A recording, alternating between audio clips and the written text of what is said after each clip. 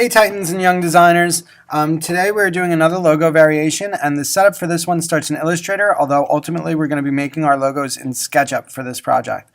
I'm going to open this, and this is my original logo. The first thing I'm going to do, as always, is select everything and Alt and drag it to the side. I'm keeping this here just for reference because I'm going to be making changes to this one. So this is here in case I need to look at it. You can see I already have one, so I'm going to go ahead and delete the newest one, and I'm just going to work over here for now. Alright, so the first thing I'm going to do is select the whole thing and Command-Shift-G. That's going to ungroup anything that I have already grouped. The next thing I want to do is move out. I happen to have a clear oval here. You probably don't have that, but just so you know, I'm moving mine out just so you understand what's happening and why it's there. You probably won't have to do anything like that. I put that oval there just to hide the edges of my flames because they're not very neat, so I needed something to cover them.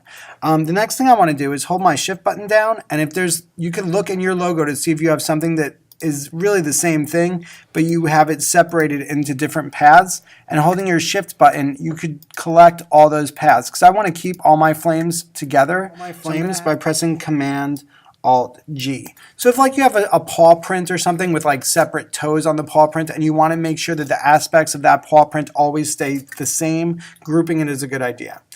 Alright, so now for the next step, I'm going to select over everything, and I want to make everything, like you can see that there's question marks here under the attributes, which are fill and stroke. Alright, so the next thing we're going to do is make these so they're all the same attributes. So we're going to make everything filled with white, and everything, by clicking this default button, we're going to have everything filled with white and the stroke to be black for everything.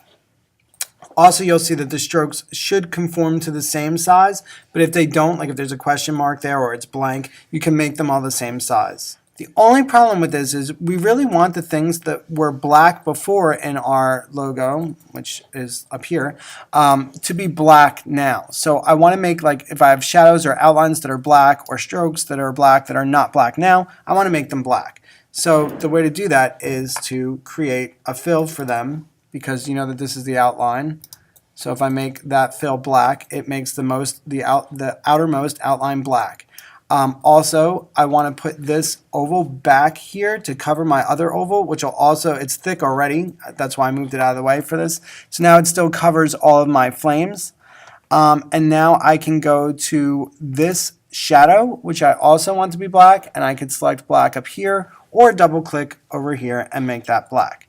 So if I wanted to change the colors of my flames, you could see that if I change that, I could change them all at one time. Alright, so however, I'm either going to leave them black or white for this part of the project. I'm going to go with black. I also see that this path is kind of hitting here, so I'm going to just select both parts of this path and just use my arrow keys to tap it back into place. It probably got moved somewhere during the process of changing things. This is actually pretty much done. All we need to do is Command-Shift-4 to create the screenshot of just your logo. Alright, this tutorial is just the setup, so the next thing we're going to do is go into SketchUp and create a 3D version of our logo. Please leave feedback and go on to that next video.